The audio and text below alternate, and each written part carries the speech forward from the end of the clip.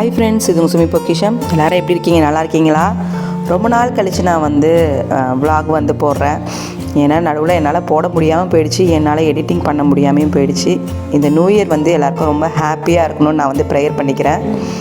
அதனால் நான் வந்து இனிமேல் ரெகுலராக நான் வந்து வீடியோ வந்து உங்கள்கிட்ட ஷேர் பண்ணுறேங்க. நாங்கள் வந்து சர்ச்சுக்கு கிளம்பிட்டோம். நான் வந்து நியூ இயர்க்கெலாம் சர்ச்சுக்கு போவேனா அப்படின்ற ஒரு டவுட்டில் தான் இருந்தேன்னா பார்த்துக்குங்க. அப்போ எந்த அளவுக்கு நான் வந்து முடியாமல் இருந்தேன்னு எங்கள் ரேஷ்மா டேரனுக்கெலாம் ரொம்ப வருத்தமாகிடுச்சு. அம்மா இப்படி உடம்பு சரியாமல் இருக்காங்களேன்ட்டு. ஏன்னா என்னால் எந்திரிச்சு நடக்கக்கூட முடியாமல் இருந்தாங்க. என்னால் நடக்கக்கூட முடியாத அளவுக்கு நான் வந்து ஃபீவர் வந்து இருந்தது. அது இல்லாமல் ட்ரிப்ஸு ஏற்றி தான் ஓரளவு நான் வந்து சரியானேன். அதனால் தேவனுடைய கிருபையில் நான் வந்து நியூ இயர்க்கு வந்து சர்ச்சுக்கு கிளம்பிட்டேன். எங்கள் பாவா தான் என்னை வந்து எப்படின்னா ஒரு அப்பா பார்த்துக்கிட்டாங்கன்னா எப்படி பார்த்துப்பாரு. எங்கள் நைனாவை வந்து ஒரு ஃபீல் எனக்கு வந்து எங்கள் பாவா வந்து எனக்கு கொடுத்தாரு. எங்கள் பாவா பார்த்துக்கலன்னா உண்மையாகவே நான் எந்திரிச்சு இப்படி நின்றுக்க முடியாது. இப்போ சர்ச்சுக்கெலாம் நான் போயிருக்கவும் முடியாது. நியூ இயருக்கு கூட நான் இந்த அளவுக்கு இருப்பேனா அப்படின்ற ஃபீல் தான் எனக்கு. அதனால் எனக்கு வந்து எங்கள் அப்பாவை பார்த்த ஃபீல் எங்கள் பாவா கிட்ட எனக்கு கிடச்சிச்சு. நாங்கள் ரொம்ப சந்தோஷமாக வந்து சர்ச்சுக்கு போனோம். நீங்கள் எல்லோரும் வந்து போன வருஷத்தில் ஏதாவது கஷ்டமாக இருந்ததுன்னா அதெல்லாம் மறந்துடுங்க. இந்த வருஷம் உங்களுக்கு எல்லாேருக்கும் ஹாப்பியாக இருக்கும் நான் வந்து ப்ரேயர் பண்ணிக்கிறேன். அடுத்து நாங்கள் ப்ரேயர் முடிச்சுட்டு நாங்கள் வந்துட்டோம். மார்னிங் 3 o'clock பிரியாணி சாப்பிட போகிறோங்க. நாங்கள் இன்னைக்கு நியூ இயர்னால எல்லாருக்கும் வந்து பிரியாணி பார்த்தீங்களா, காலங்கத்தால பிரியாணி. சூப்பர் பிரியாணி கடையில கூட கிடைக்காது, இங்க சர்ச்சில் கிடைக்கும். ரேஷ்மா டேரனுக்கு வந்து நிறைய மெனு போட்டிருந்தாங்க என்கிட்ட. அம்மா இது செஞ்சுருங்க, அது செஞ்சுருங்க, இது செஞ்சுருங்க அப்படின்னு. எங்கள் பாவா சொன்னார், இப்போ தான் உடம்பே சரியா. உண்மையாகவேங்க நான் வந்து அவ்வளோவா சாம்பார் வச்சேன், அதுக்கப்புறம் ரசம் வச்சேன், அதுக்கப்புறம் வேறு எதுவுமே நான் சமைக்கலை. அதனால் மெனுவெல்லாம் கிடையாது, ஏதாவது ஒன்று தான் செய்வா அவ அப்படின்னு சொல்லிட்டு இருந்தார். இப்போ சர்ச்சில் பிரியாணி கொடுத்துட்டனால பிரியாணி கட்டுன்னு சொன்னோடனே 2 பேருக்கும் அச்சுச்சோ அம்மா பிரியாணி சாப்பிட முடியலையே அப்படின்னாங்க. நான் கிறிஸ்மஸ்க்கு எங்கள் பாவா எல்லாம் கழுவி நறுக்கி வச்சு தான் நான் பிரியாணி செஞ்சு கொடுத்தேன். தாளித்து மட்டும் விட்டேங்க, அவர் கிண்டிட்டார். அப்படி தான் வந்து பிரியாணி சாப்பிட்டாங்க. அந்த பிரியாணி டேஸ்ட் வந்து அவங்களுக்கு இன்னும் வந்து போகவே இல்லை. அதனால் அம்மா பிரியாணி செய்யணும்னு நான் சொன்னேன். சர்ச்சில் பிரியாணி கொடுத்தனால பிரியாணி கிடையாதுன்னு சொல்லிட்டேன். சரி மட்டன் குழம்பு தான் வச்சுக்கலாம் அப்படின்னு சொல்லி பேசிக்கிட்டே வந்தோம். கேக் வெட்டணும் இல்லைங்க நியூ இயர்க்கு. நாங்கள் கிறிஸ்மஸ்க்கும் கேக் வெட்டலை. எப்போவுமே கிறிஸ்மஸ்க்கு கேக் வெட்டுவோம். இந்த தடவை கிறிஸ்மஸ்க்கும் கேக் வெட்டாதனால சரி நியூ இயர்க்கு கேக் வெட்டிடலாம் அப்படின்ட்டு சின்ன கேக்காக வாங்கலாம் அப்படின்ட்டு ஐஸ் கேக்கு. அதெல்லாம் பெருசு, அதுதான் சின்னது. ஃப்ளவர் வச்சுக்கலாம், எல்லோ கலர். இந்த கேக் எவ்வளவு? அது எவ்வளவு? அது 1/2 கிலோவா? 1/2 கிலோ சார்.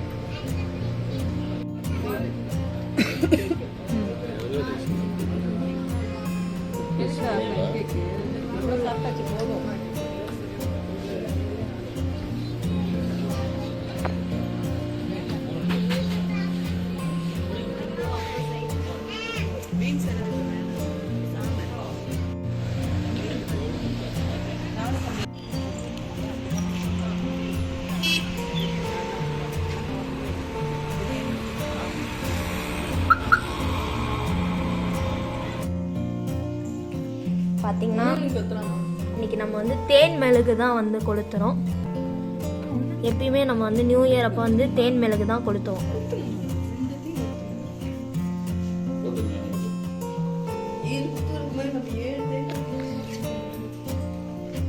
ரொம்ப வாய் பேசாத.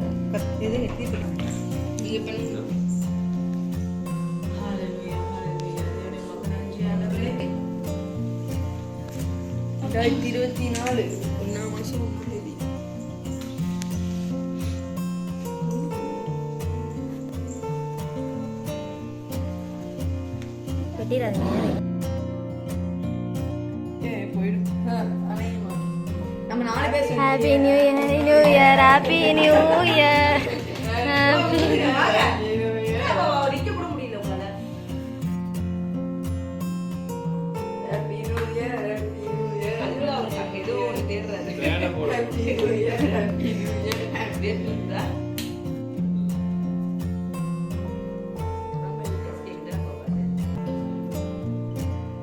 ஒரு நிமிஷம் டேரன் கொலாப்ஸே பண்ணிட்டான். ஓகே, அப்படிங்க பாருங்க, சரிங்க.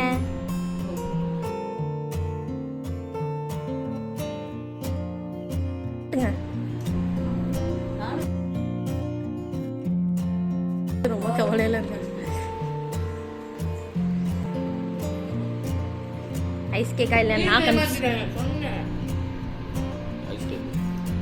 அம்மா ஐஸ் கேக் தான்மா, க்ரீம் மட்டும் வேறம்மா.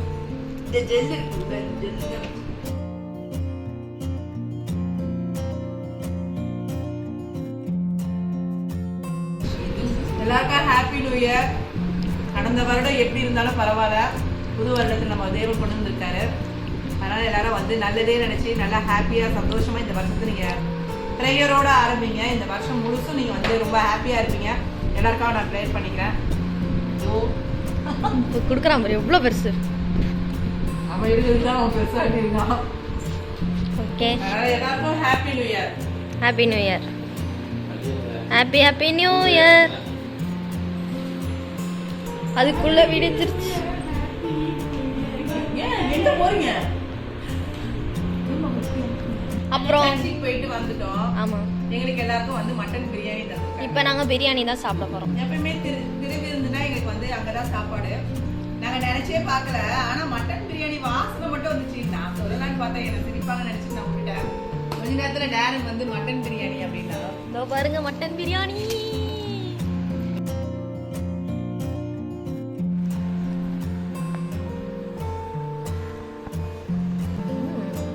4 பேருக்கு 4 பிரியாணி பாக்கெட் வந்து கொடுத்துருந்தாங்க. அதுக்கு வந்து தால்ச்சா, வெங்காய பச்சடி எல்லாம் வந்து எல்லாருக்கும் தனித்தனியாக ஒரு பையில் போட்டு கொடுத்துட்டாங்கங்க. 10 மணிலேருந்து 2:30 மணி வரைக்கும் ப்ரேயரில் உட்காந்தனால எல்லாருக்கும் பசி வந்துருச்சு. அதனால் பிரியாணி வாசனை வந்தோடனே கண்டிப்பாக நைட்டு சாப்பிட்டே ஆகணும் அப்படின்னு தோணிடுச்சு எல்லாருக்கும். மட்டன் பிரியாணி சூடாக தான் இருக்குது. பிரியாணி சூடாக தான் இருக்குது. ஸோ டைம் பார்த்தீங்கன்னா 3:25. சூப்பர். நியூ இயருக்கு பிரியாணி கிடைக்கும்னு நினைக்கவே இல்லை, அதுவும் 3 மணிக்கு பிரியாணி. அதனால பிரியாணி சாப்பிட போறோம். சூடு பண்ணி சாப்பிடலாம். சரி, அப்போ சூடு பண்ணிடுங்க. ஒரு பாக்கெட் ஃபுல்லா இருக்கு. இதான் ஒரு இதுல தான் இஞ்சி தால்ச்சா, வெங்காய பச்சடி. எங்க பிரெட் அல்வா? அவ்வளவுதான் இருக்குது. இதாம வெங்காய பிரெட் அல்வா. இதான் பிரெட் அல்வா. இதான் பிரெட் அல்வா. இதான் பிரெட் அல்வா. இதான் பிரெட் அல்வா. வெங்காய பச்சடி சூடா இருக்குன்னா ஆமா, இது வெங்காய பச்சடி, இது பிரெட் அல்வா, தால்ச்சா தாங்க. எங்களுக்கு வந்து பிரியாணி. ஓகே, ஸோ பார்த்தீங்கன்னா இப்போ எல்லாம் பிரியாணியை வந்து ஓப்பன் பண்ணியாச்சு. 4 பேருக்கு 4 பிரியாணி.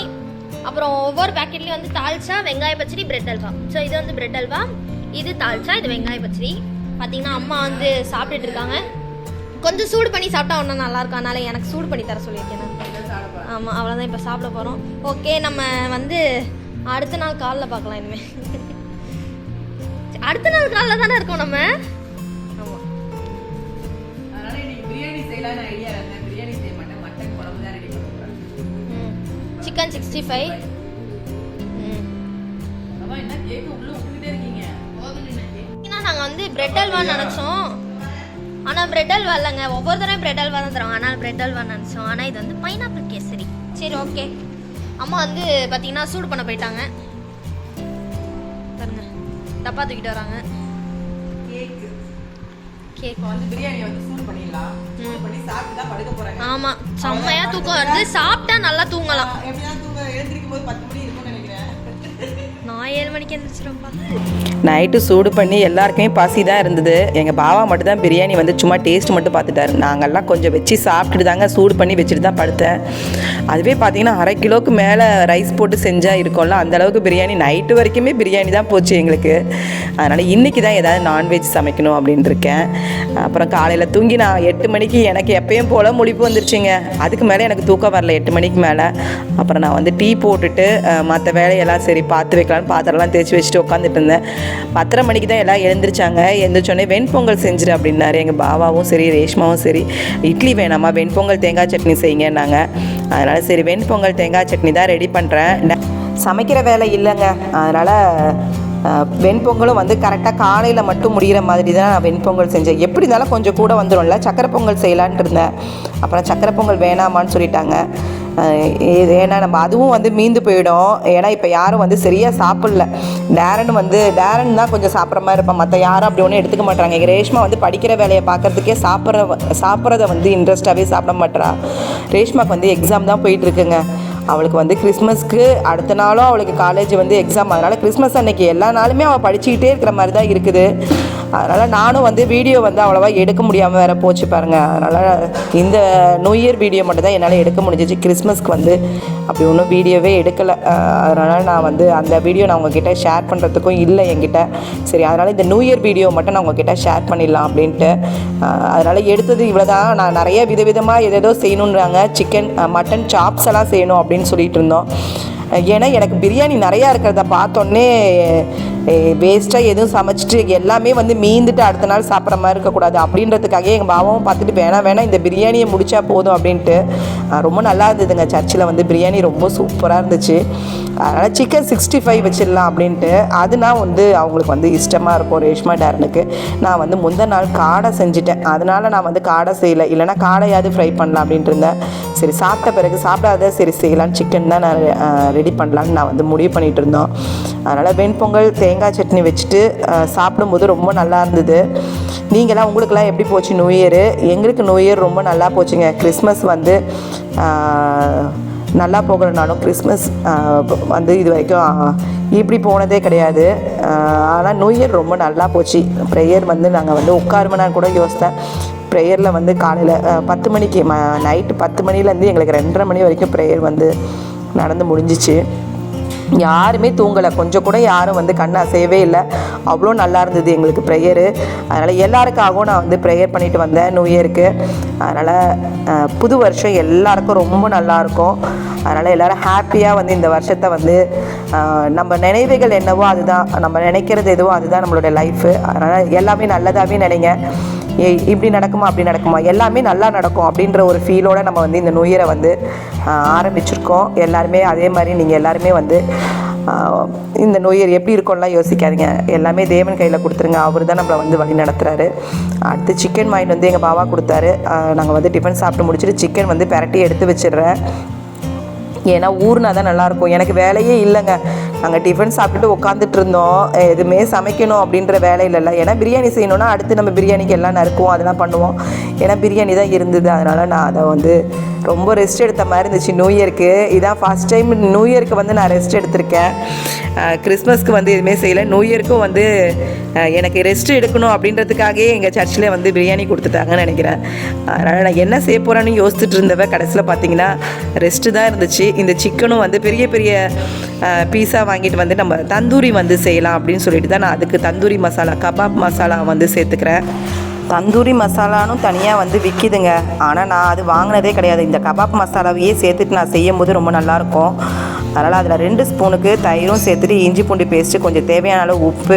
இதிலே காரம் ஜாஸ்தி இருக்குங்க. அதனால் நீங்கள் பார்த்துட்டு மிளகாய்த்தூள் வேணும்னா சேர்த்துக்குங்க. நான் மிளகாய்த்தூள் சேர்க்கலை, அந்த கபாப் மசாலா சேர்த்தது தான். அப்புறம் கொஞ்சமாக கொத்தமல்லியும் அதில் வந்து 1 ஸ்பூன் மிளகு 1/2 ஸ்பூன் ஜீரகமும் சேர்த்து மிக்சியில் வந்து ஒன்றும் பாதியமாக கொஞ்சமாக தண்ணி சேர்த்து நான் அரைச்சிட்டு இதோட சேர்த்து மிக்ஸ் பண்ணிட வேண்டியதான். மிக்ஸ் பண்ணி நீங்கள் ஊற வைங்க. ஃப்ரிட்ஜில் எடுத்து வச்சுருங்க. எப்போ வேணாலும் நீங்கள் செய்யலாம். அடுத்த நாள் கூட நம்ம வந்து செய்யலாம்.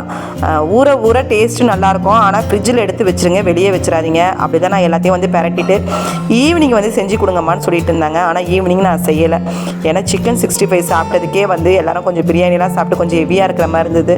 இப்போ சாயந்தரமும் திருப்பி இதே சிக்கனை வந்து ஃப்ரை பண்ணி தர வேணாம் அப்படின்னு சொல்லிட்டு நான் செய்யலை. இன்றைக்கி தான் செய்யணும். இப்போ பார்த்தீங்கன்னா சிக்கன் 65 ஃப்ரை பண்ணும்போதே எல்லாருக்கும் வந்து பசி வந்துருச்சு. பிரியாணி வச்சுருங்கம்மா அப்படின்னு சொல்லிட்டாங்க. அதனால் பிரியாணியும் சூடு பண்ணிவிட்டு சிக்கன் 65 மட்டும் தான் ஃப்ரை பண்ணி எடுத்தேன். அவங்க கொடுத்துருந்த தாழ்ச்சா வெங்காய பச்சடிலாம் வந்து வேணான்னு சொல்லிட்டாங்க. திருப்பி வந்து சூடு பண்ணேன் நான். அது எனக்கு என்னமோ அப்படி ஒன்றும் வந்து பிடிக்கல, வெளியே வச்சுருந்தேன். பிரியாணி எப்பவுமே உங்களுக்கு வீணாக போகாது இல்லைங்க. மட்டன் பிரியாணி ரொம்ப நல்லா இருந்தது. நிறைய மட்டன் பீஸ் இருந்துச்சு.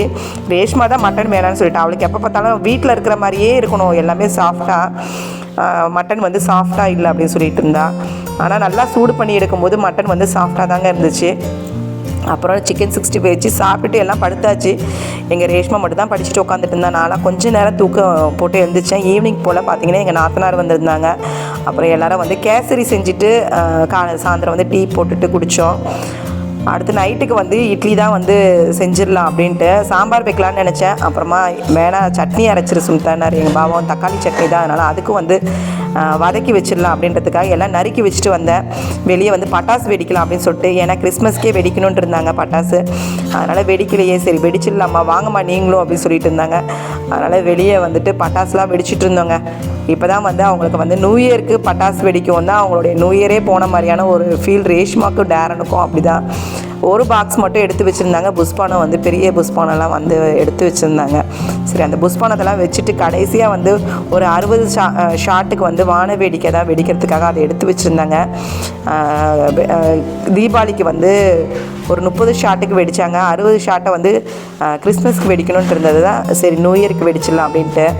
அதனால் இவங்கெல்லாம் பட்டாசு வெடிச்சிட்டு இருந்தாங்க. நான் வந்து வெங்காயம் தக்காளிலாம் வதக்கி வச்சுட்டு வந்துடலாம். அடுத்து நம்ம டிஃபன் மட்டும் தான், நாங்கள் இட்லி ஒரு ஈடு மட்டும் தான் நான் ஊற்றினேன். ஏன்னா பிரியாணி இருந்தனால அந்த பிரியாணியே சாப்பிட்ருவாங்க. அது இல்லாமல் கேசரிலாம் ஈவினிங் சாப்பிட்டனால யாரும் அப்படி ஒன்றும் நைட் டிஃபன் எடுத்துக்கல. எல்லாமே சும்மா ஒரு 2 இட்லி 3 இட்லி இப்படி தான் சாப்பிட்டோம். அதனால் சட்னியும் வதக்கி வச்சாச்சு, இட்லியும் ஊற்றி வச்சுட்டேன். நானும் இவங்களோட வந்து பட்டாசு வெடிக்க வந்துட்டேங்க. ரொம்ப ஹாப்பியாக போச்சு. உங்களுக்கு எல்லாருக்கும் இந்த வருஷம் ரொம்ப சந்தோஷமாக அமையட்டும். நான் எல்லாருக்காகவும் ப்ரேயர் பண்ணிக்கிறேன். இப்படி தான் என்னுடைய நியூ இயர் போச்சுங்க. எல்லாருக்கும் தேங்க்யூ.